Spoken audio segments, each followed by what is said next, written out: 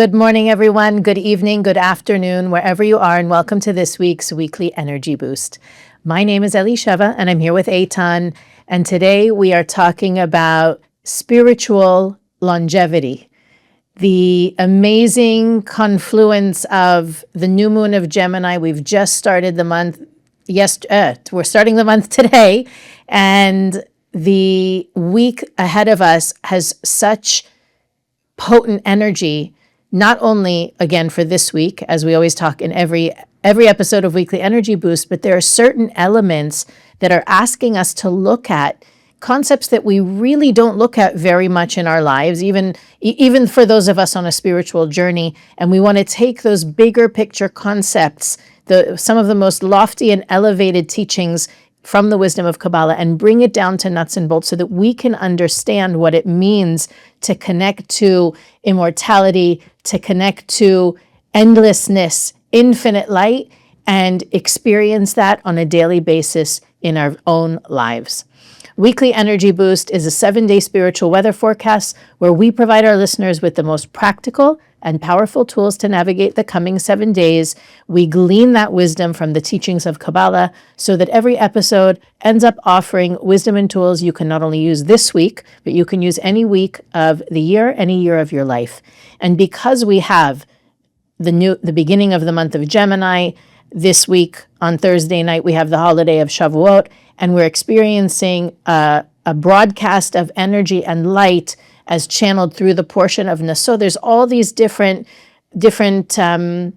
waves coming at us to lift not only our awareness of what's happening in our lives right now, but awareness in general, to really up our game in terms of how we understand the moment-to-moment impact that our consciousness, our thoughts, words, and actions have. And it's at one of the most powerful weeks of the year as a result. So Eitan, where should we begin? Very powerful week. Just started the new moon of Gemini, Sivan in the lunar calendar. And this coming Thursday evening through Friday, it is the holiday of Shavuot. And you know, Shavuot, while traditionally it's known as the holiday of the giving of the Torah, when we were on Mount Sinai and we were exposed and received the light of the Torah. What is the spiritual significance of this event, and what does it mean in our life? Kabbalistically, it is the one time for almost 40 days that humanity, and for sure our souls were there, experience immortality, experience true longevity of the forces of light and disappearance of the forces of darkness. Why every year we're celebrating? It's known as the holiday of the tree of life, the dimension without pain and suffering and limitation. Why? As you all know, if you don't aim in a specific direction, you'll never get there. What is the aim? What is the ultimate goal, the ultimate potential? We're saying all the time, we're here to reveal our potential. And we're here to reveal the potential of humanity. We all came from one soul. And in this physical world, we become fragmented. And our goal is to reconnect as one soul. But what is the ultimate direction, revelation? When the light will be completely revealed, what does it mean? It means no more suffering, no more pain, no more chaos. It means that every individual in the world, include ourselves, wake up in the morning and suddenly there's no opposing force. The force that control all my natural instincts and my natural desire is the force of our soul. Immortality or Mashiach consciousness or tree of life consciousness is when our true essence is activated and the body no longer controlled by ego, negativity, separation, and selfishness. In Mount Sinai, in the holiday of Shavuot, every year we are reconnecting to this dimension of unconditional love between each other, unconditional trust of the Creator, and the opponent, the force of negativity, the ego, the evil inclination, is no longer controlling our life and the world. Sound abstract? Sound lofty? Especially when you look at yourself and the world in a logical way.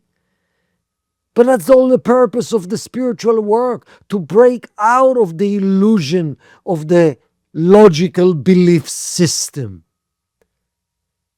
What is our goal in life? Just to be a little bit more spiritual within the confined world of suffering and pain?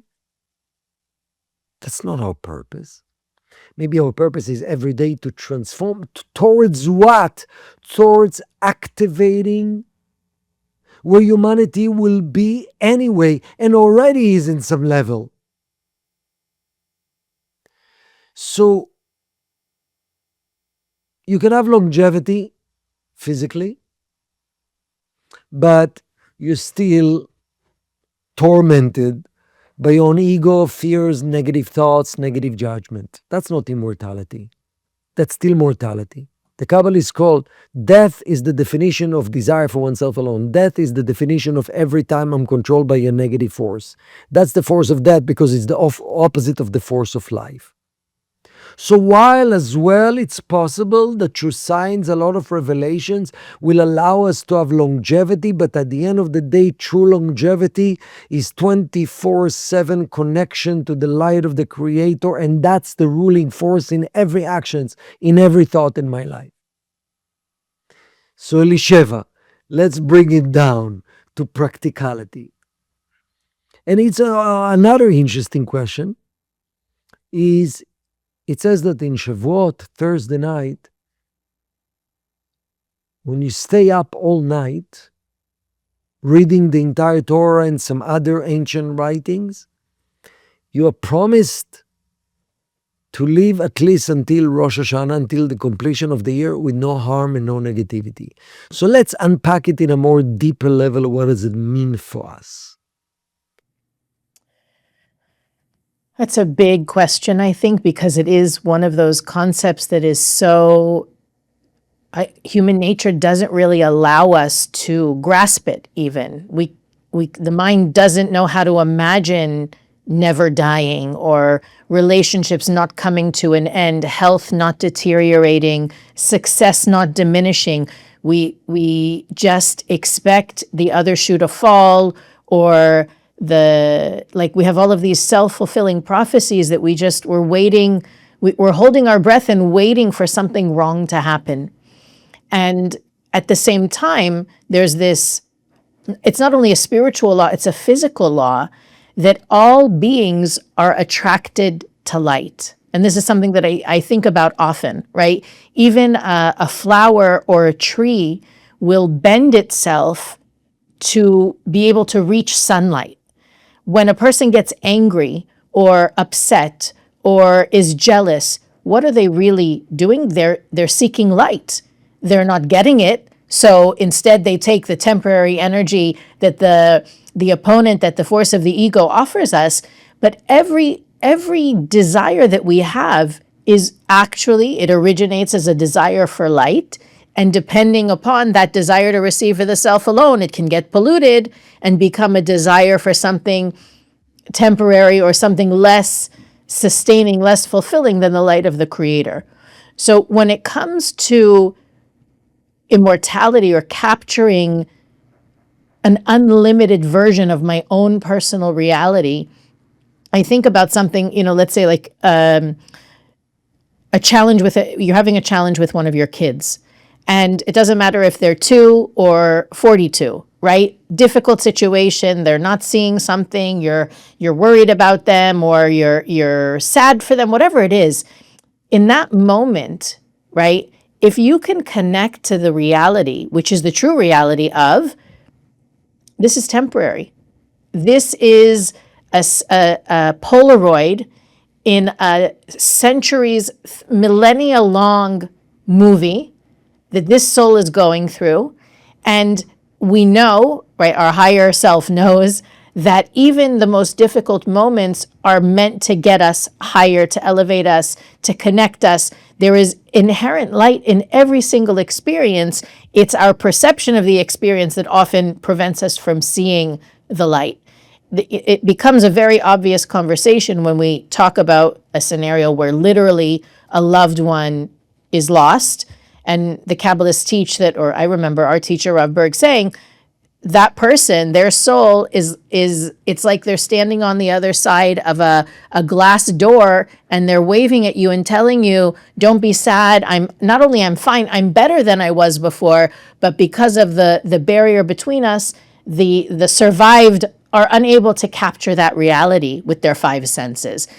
That's really for me the work of this week, is to not allow my own limitations, whether it's biology, right? I have five senses that I take information in with 24 hours a day, except when I'm sleeping, or if it's my belief systems, my education, my upbringing, all of the things that can be barriers for me to see truly what's happening. When my child is struggling, is it punishment? It's not punishment.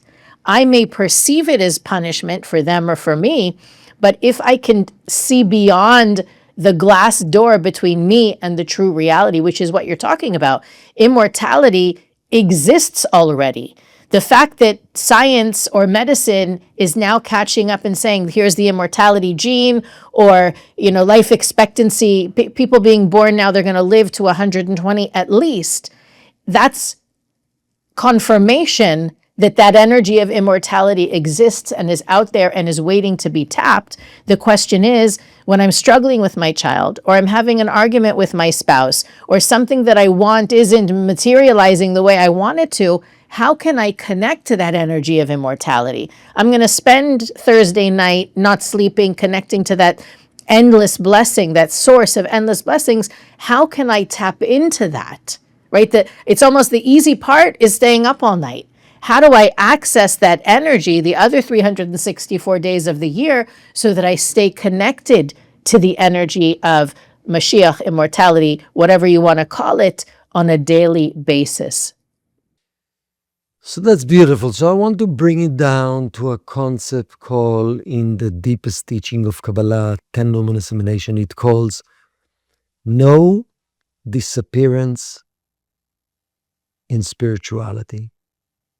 In true reality, there is never disappearance. So let's break it down. Let's break it down. Mortality refer to the belief that something is ending. It's finite. The word Ein Sof, which is endless, means no end. The only thing that we know of, our beliefs and what life drives us, is towards belief things are ended, things are finite. It started from life is ending. As a result, we have fear of that sometime. Health, relationship, love, youth, my dignity. If you really break down every type of reactive nature, every type of anxious nature, stems from the fear of something is ending, the fear of something is taken away from me. So it's basically, I believe things might disappear because I've experienced things disappear, and they're gone. The all spiritual work, especially this week, the boost that we all want is, because eventually it will be reality. The question, how many of us working towards that? How do I work to align with the principles nothing is gone. It looks like it's gone, nothing is gone. By the way, the whole idea of staying up all night, Thursday night, is to indicate even though it's dark and usually I don't have strength and I have to go to sleep, no, the light is here. I'm awake.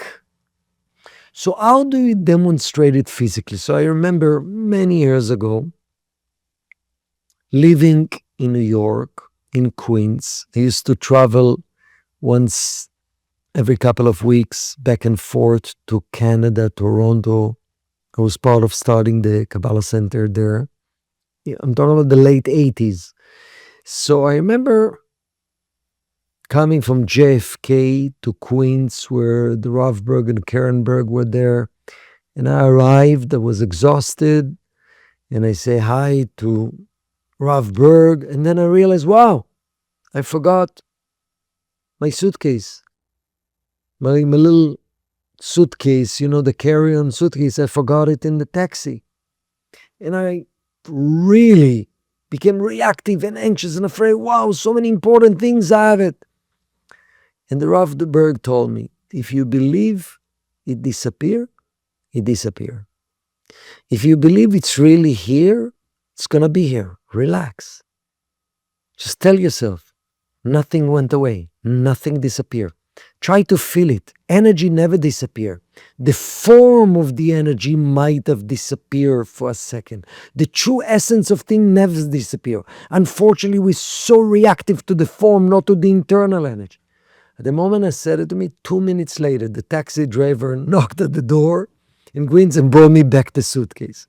And the idea is, you spoke about death, actual death. Even though when we are talking the final immortality and the final revelation, even physicality will not disappear. But think about death for a second. Always remember in funeral, the toughest moment for people is when you cover the coffin with soil, with earth. You don't see anymore the person. This total disappearance. The Rav Berg always used to say in this moment, this is the moment to actually shift your consciousness. The only thing that disappear is the external. The real essence is here. At the moment you believe they are really gone, you create a barrier. It's consciousness of death. It's consciousness of disappearance. At the moment you say, yes, I'm going through a tough process, that through this process of mourning, I want to open my heart and my soul to connect to additional connection to that individual. Actually, the laws of energy, true energy, essence energy, soul energy, always connection is increasing, not decreasing. The opposite. Immortality means constant increase. You just lost money. You don't have it in the bank. It's gone. Mortality, death, you mourning it. You going through pain. Or you've paused for a second. Yes, externally in the world of test, the form of the money gone, but the energy itself, energy never disappear. True energy, essence energy, actually doesn't move. You can add layers, you can cover it up, but the essence is doesn't disappear, and that's the spiritual work. Trusting the Creator is trusting that the true essence never disappear. True love never disappear. So why am I going through the ups and downs? To reinforce that consciousness of immortality. The light is here. My soul is here. My strength is here. Oh, I used to have the strength. I don't have the inner strength anymore. It means, God forbid, a person is going towards process of dying. So it's about everything in our life. Why giving unconditionally is so essential to connect with the energy of immortality. Unconditional love. Why? Candle, it's a demonstration of what's true essence is. Unlike physical things, when you give away something physical, you don't have it anymore. When you light another candle, you still have it. According to the laws of immortality, you can add light, you cannot diminish light by giving, by sharing, by acting like the creator, by igniting the essence. What about the times that it feels scary? I don't know for myself. Why should I give my energy, my time, my value, elevate someone? Because that's how you demonstrate the trust that energy never disappears. At the moment, I'm hoarding, worrying about myself, overprotecting myself because I have a consciousness of disappearance. It might disappear. I have to be busy protecting myself. And that's what's causing things to disappear. So all this is no disappearance consciousness, essence and true connection never disappear. And that's the test for all of us. And that's the work. And our job, every Kabbalist, spend the beginning of the day sometimes to truly see the big picture vision through the actions of each one of us and the consciousness. We are here to activate that reality of no more pain and suffering in the world when enough people will know there's no disappearance. And when there's no disappearance, there's unconditional love. Because I'm not afraid what's going to be with mine. And that's part of the collective consciousness we all would like to get to. That's the indication the world is actually transforming. And you might say, but we seem to be so far from that. Actually, the Kabbalah is saying the darkest moment of the day is just before dawn. It appeared dark, but this is the time to believe even more so. Staying up at night in the night of Shavuot represent us. When things seem to be dark, I'm up. I know the Creator is here. I believe in my powerful soul, regardless feeling it or not. This is crucial times in our life. The reason why there's so much breakthroughs, scientific breakthroughs, technological breakthroughs. This is the time age of Aquarius, when our mind is more capable than ever to be open to the idea that everything is possible. Everyone knows now that in 2 years we might not know even where AI will take us. What's the next level? It's limitless.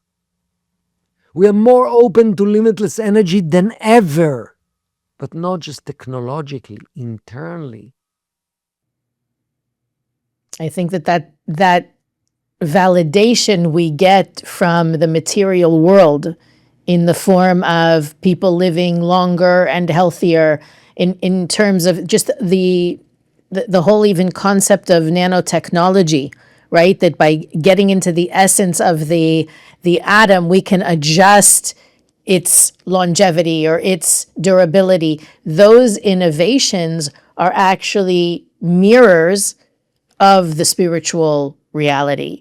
And the more that comes into physical reality, let's say, I think it becomes easier for us to comprehend how it can look. That's one of the gifts of these innovations is it's possible. There are breakthroughs, and the breakthroughs, I think for me, this is one of the most important messages. Those breakthroughs start with my consciousness. That is, humanity's consciousness is elevating.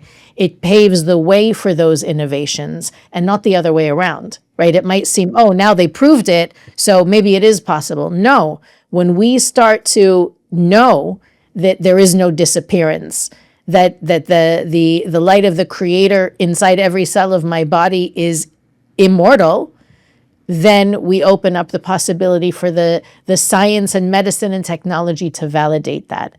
And I think that for us to have that daily consciousness of when we go to that place, I'm afraid I'm going to lose. I'm afraid I'm going to miss. There's something lacking. Did we remind ourselves that idea that there is no disappearance? I may not see the soulmate or the money or the whatever it is I'm looking at, but that energy isn't lost. And it's just a matter of time before the physical manifestation takes place. Beautiful. Practical suggestion for everyone this week. Identify one area in your life that you fear is dying. Means I'm going down. Means I might lose money. Means I'm not loved. Means I'm losing my strength. Means I'm fearful about the future. That's consciousness of death. And revive it. Ask the Creator to help to remove that illusion of death and disappearance and reinforce energy of certainty and elevation. Truly being alive is ascending every second. Dying is consciousness of descending.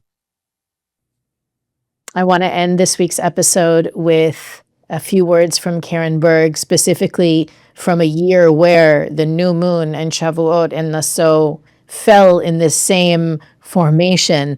It's very inspiring and, again, offering practical guidance for how to take advantage of this week. The light available to us this week connects us to the energy that was revealed on Mount Sinai when death was eliminated. Imagine never saying goodbye to a loved one. Imagine the enjoyment and blessings of life never coming to an end. Imagine enjoying lifetimes of endless good health and vitality. This promise from the Creator is indeed our future and destiny, but this week we can have a taste of that reality. If we are only open to making the effort in flipping that switch on and being a channel for the light, means we allow the light to flow through us for the I skipped a line. If we are only open to making the effort in flipping that switch on and being a channel for this light, we can go back to the future and bring it to the here and now. Being a channel for the light means we allow the light to flow through us for the benefit of others. We are willing to receive for the sake of becoming a being of sharing. Turning the light on in our lives does not necessarily take much. How often do we bypass a coworker who looks like they're in a hard time simply because we may be too busy? Could we stop our day just for a moment and say hello and offer a smile? Do we ever find ourselves so involved in our own lives that we do not allow ourselves to feel happiness and joy for other people? Being happy for others costs us nothing, yet it yields us so much in return. Actions of loving kindness are what flip the light switches on in our own lives. When we channel the light for the sake of others, it is we who experience that light. By giving, we automatically and instantly receive. This week in your meditation, we travel with the speed of light. In the morning's new dawn, meditate on the sun's light making its journey around the world. Every moment throughout the day, darkness disappears as the light illuminates the earth.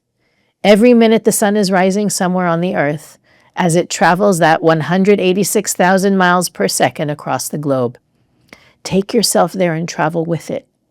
Within an instant, forests, valleys, caverns, and darkened cities are lit. Let this same light enter your life, offering love, solutions, miracles, and bringing an end to conflict.